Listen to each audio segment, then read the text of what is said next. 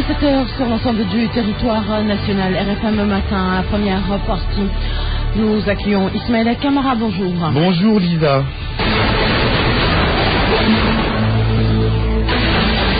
Et nous passons au titre. UCAD, les étudiants doivent quitter le campus social ce vendredi. Cette décision du COUD est loin de faire l'unanimité. Beaucoup d'étudiants la jugent inopportune. AIBD, cet aéroport ne pourra plus être livré en fin 2015. La raison, Saoudi Bin Laden n'a plus d'argent. L'AIBD s'en offusque, la tutelle joue aux sapeurs-pompiers. La médiature change de main. Alioune Badara Cissé prend officiellement fonction ce matin. Le nouveau médiateur succède à Serigne Diop. La sécurité routière au menu du focus du jour, prétexte Textimen qui a emprunté une passerelle destinée aux piétons à hauteur du pont de Cambérène, Lisa. À suivre toujours dans ce 7h, la page des sports de Malade Junior Diagne. Le dossier du jeudi, c'est un dossier sport. Et nous serons avec Isidore Alexandre Sen. Et puis, n'oubliez pas la revue de presse qui met un terme à ce 7h qui vous sera présenté par Ali Mouba. Merci de suivre le journal.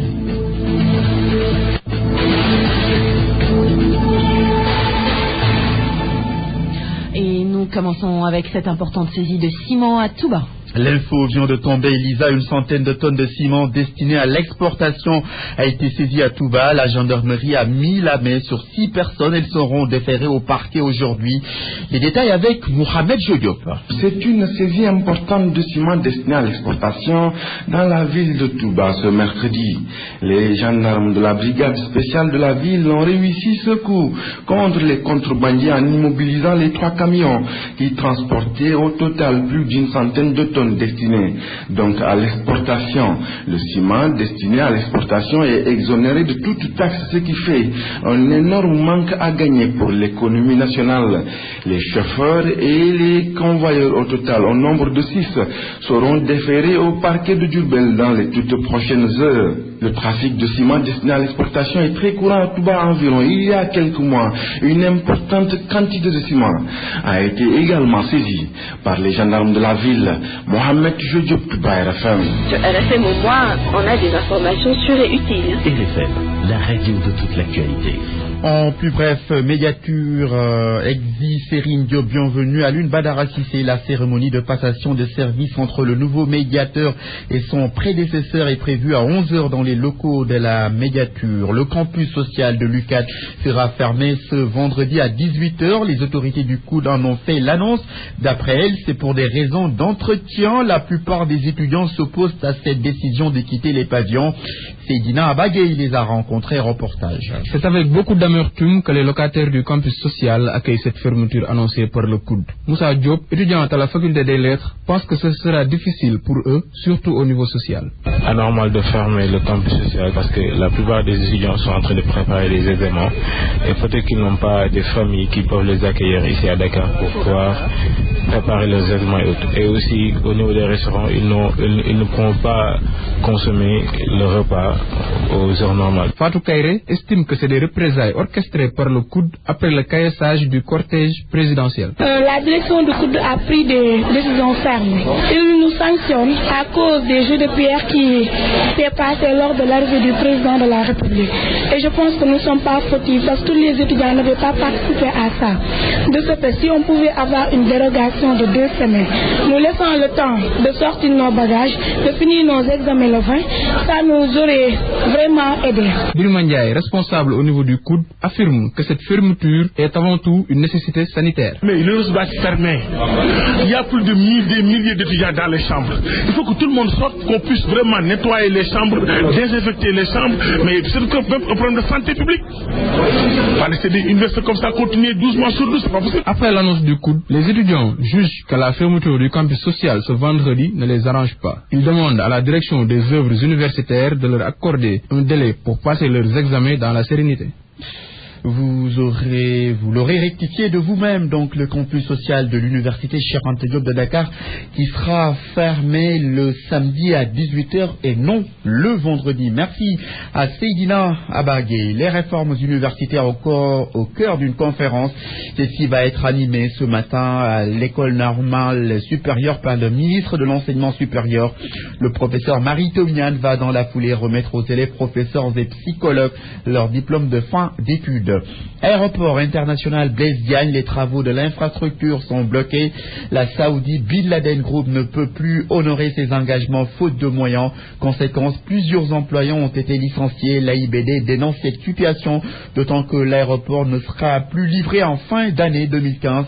La tutelle, elle, tente d'arrondir les angles. Sur place, on retrouve Abdou Junior. L'AIBD encore cloué au sol. Le sous-traitant Saoudi Bin Laden Group est à sec, des arriérés de salaire, une main-d'œuvre réduite. Aucune chance de voir le premier vol commercial en décembre 2015. Il y a beaucoup encore de petites choses à faire et c'est ça qui demande beaucoup plus de main-d'œuvre. Au lieu d'augmenter le nombre pour finir, l'entreprise a tendance à réduire le nombre d'avions. C'est pourquoi nous renvoyons le début des vols à décembre 2015, sous réserve de mobilisation.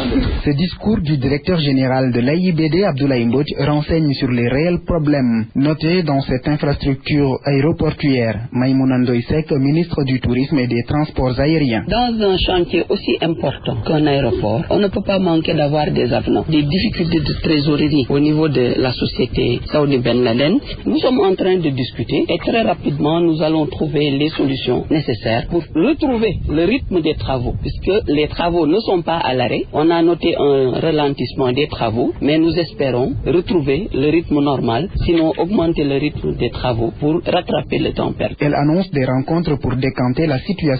Les retards de paiement au niveau des salaires, mais très rapidement, dès demain, je vais recevoir Saoudi Ben Laden Group pour qu'on lève les dernières contraintes, ce qui permettra aux travailleurs de retrouver leur rémunération. Madame le ministre du Tourisme et des Transports aériens a effectué une visite d'information dans la cité balnéaire de Saly, les sites aménagés de Mbodiène, Pointe-Sarène et Joal-Fignon. Elle a également visité l'AIBD et les villages de recasement. Abdou Diouf Junior Bour, Radio Futur Média. 7 heures passées de 8 minutes, vous écoutez le journal dans RFM Matin et c'est une bonne idée. RFM, la radio de toute l'actualité. Le focus de ce matin sur la sécurité routière. Le prétexte, c'est le taximan qui a emprunté une passerelle piétonne à Cambérène. RFM est retourné sur les lieux. Des témoins rencontrés qualifient le comportement du chauffeur d'inacceptable et même les ouvriers qui travaillent à côté du pont déplorent l'acte, tandis que les riverains souhaitent que les auteurs soient sévèrement punis. Reportage à Watiam.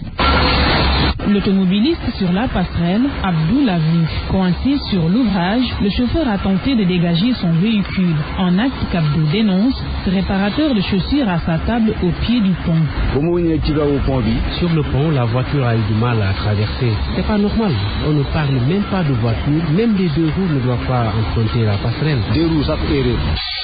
Même discours réprobateur chez ce soudeur métallique.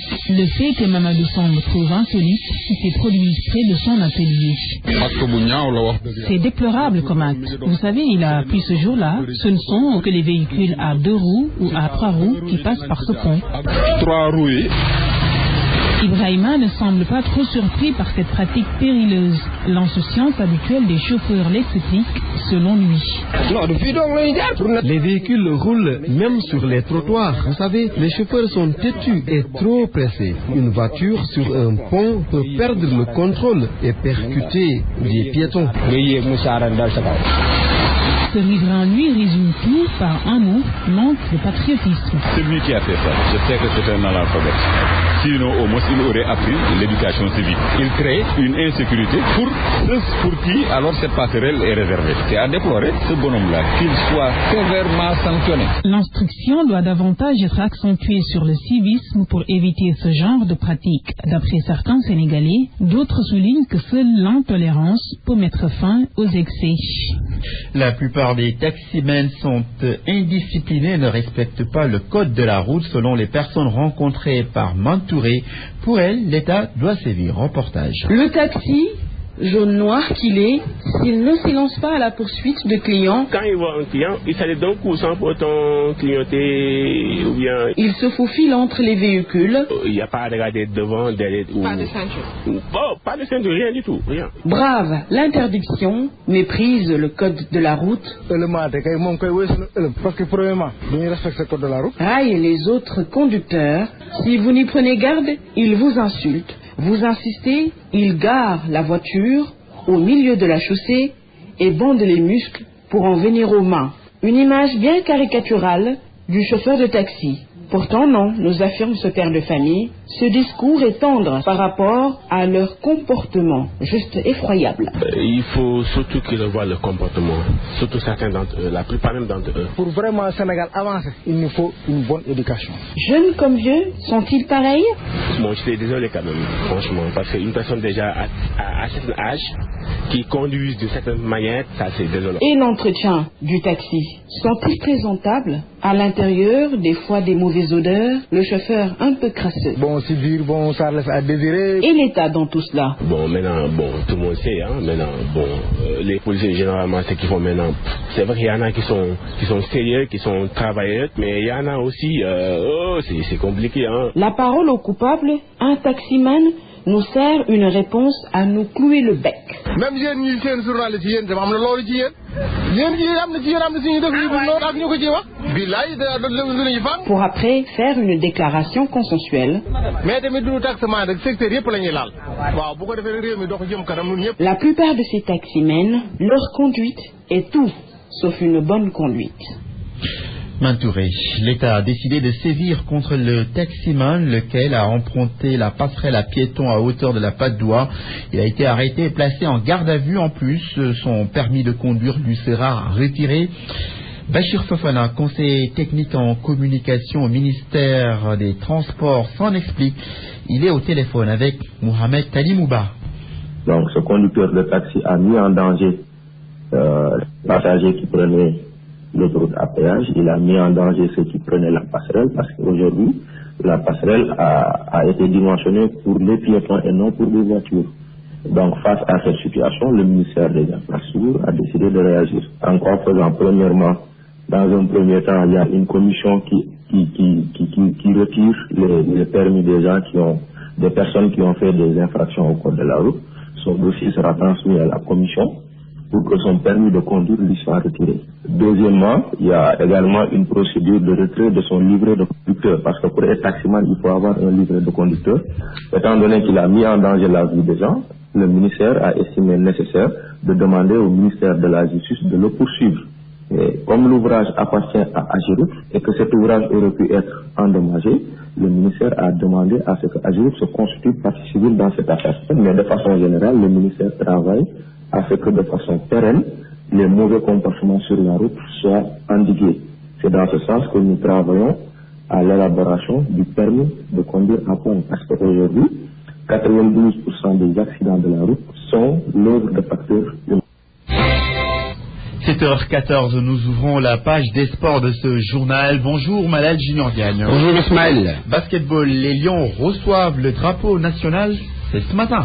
C'est au salon d'honneur du stade Léopold Sédar Senghor et ce sera en présence du ministre des Sports Makhtar qui va donc leur donner le drapeau national et les messages du président de la République avant leur départ pour l'Espagne où les Lions du Sénégal vont prendre part à un tournoi à Santander avant de rallier par la suite la Tunisie donc pour les besoins de l'Afro-Basket 2015. Les Lions du Sénégal vont donc prendre part à cette compétition à partir du 19 août et ce jusqu'au 30 du même mois en Tunisie. Le ministre des Sports va recevoir également ce matin l'équipe nationale de handball des U20 chez les filles, vainqueurs du Challenge Trophy Africa et qualifiées pour le Challenge Trophy mondial. Elles seront également remerciées pour cet exploit par le patron du sport sénégalais.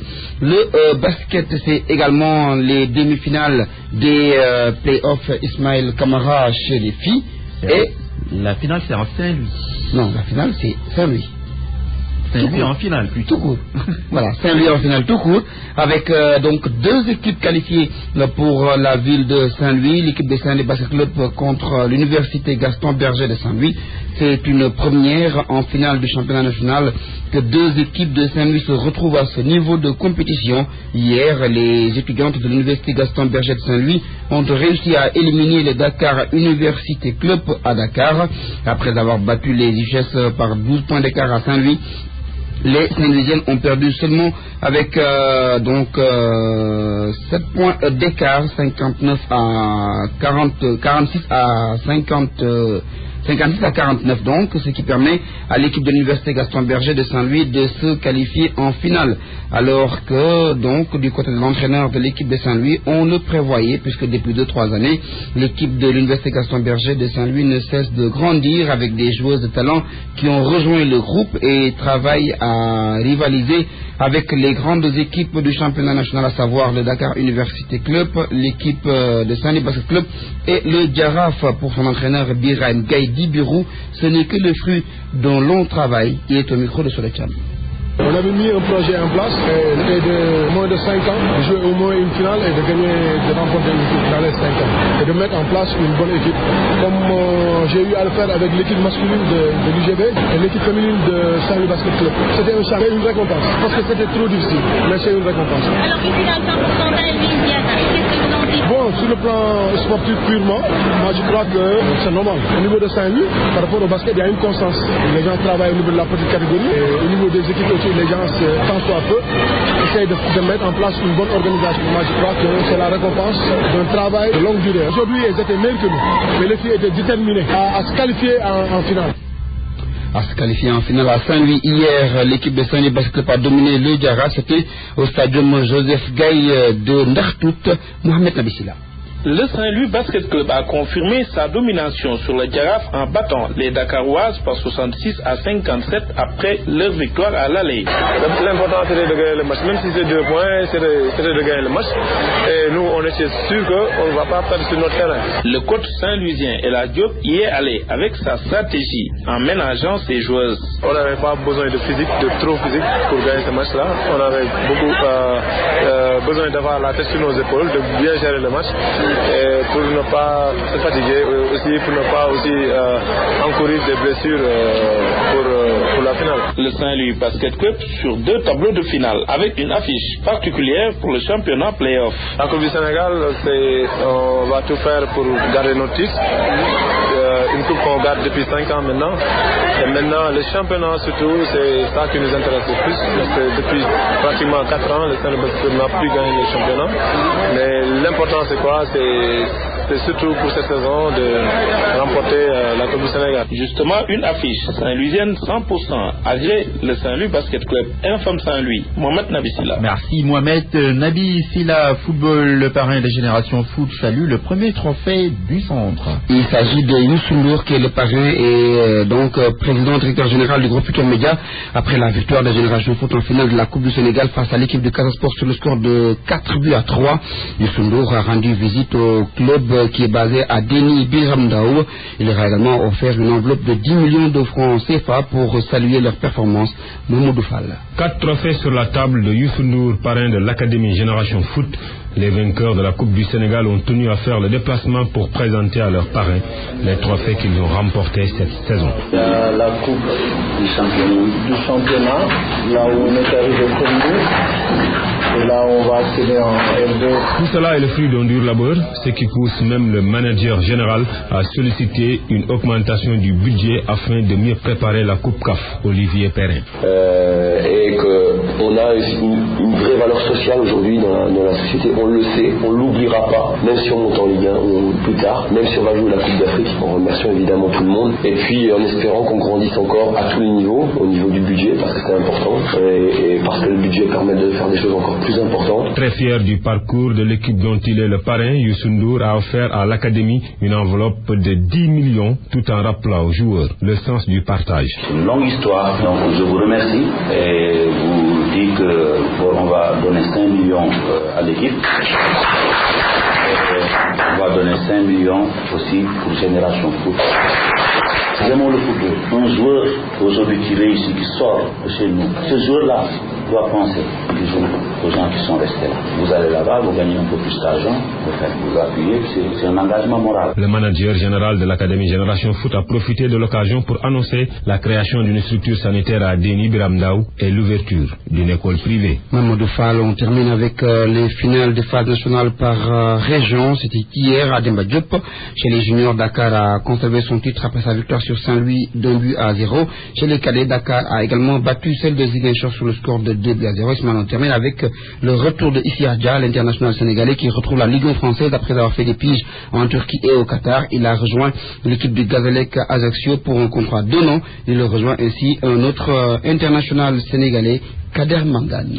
Merci Malal Junior Diagne. Nous enchaînons avec les sports. À Rufisque, s'il y a une discipline sportive qui tient le haut du pavé, c'est bien le handball. L'équipe fagnon de la vieille ville, le Saltigué, survole toutes les compétitions nationales, qu'à cela ne tienne, faute de moyens. Le handball rufisquois peine à s'imposer sur le plan africain. C'est le dossier sport du mercredi. Il est signé Isidore Alexandre-Sen. Au terrain de handball de l'équipe de Saltigué, les pratiquants sont à l'œuvre. Chérif Tal, 25 ans d'expérience dans le handball, il conduit depuis quelques années l'équipe de Saltigué de Rufisque. Je conquérir notre titre de champion qu'on avait perdu l'année dernière, c'est fait. Saltigué avait perdu le championnat de l'année passée, une défaite toujours pas digérée pour l'équipe fagnon du handball de la vieille ville. Cette année, il va falloir batailler ferme. L'année dernière, on avait perdu notre titre de champion devant Mour. Ça nous a fait vraiment très mal. Samedi contre Mour qui nous avait privé notre championnat l'année dernière. Préparer ça. Donc, on est en train de préparer les demi-finales. Le handball est quasiment l'une des disciplines qui fait aujourd'hui la fierté du sport rufisquois, mais il n'est pas pour autant le mieux loti. Un seul terrain de jeu, souvent utilisé à d'autres fins extrasportives.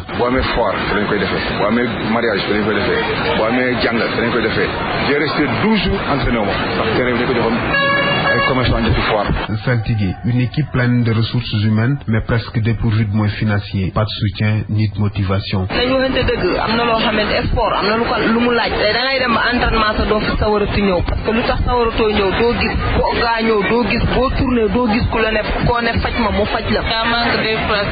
Comme tous les autres au Sénégal. On a manqué, mais on fait avec. Casquette bien ajustée sur la tête, lunettes de soleil, Chérif Tal n'est pas pour autant pessimiste. Son amour pour le handball le réconforte à tout instant.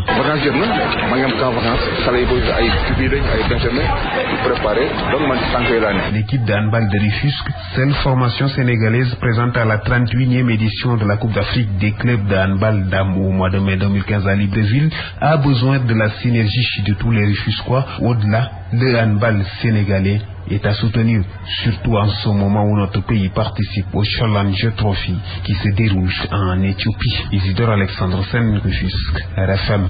C'était donc le dossier sport du jeudi d'Isidore Alexandre-Sen, notre correspondant permanent à Rufisque.